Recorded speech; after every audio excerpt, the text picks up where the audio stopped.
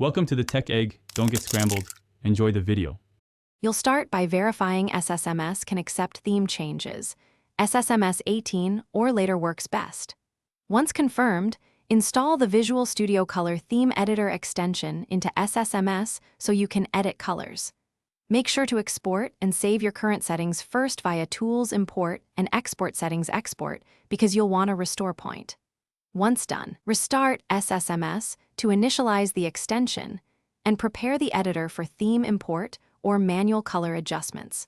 You'll now apply and refine the dark theme. First, check Tools Options Environment General and select Dark if available. That sets base UI tones.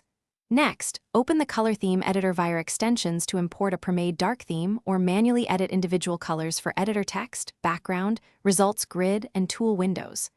Once edited, apply and save the theme.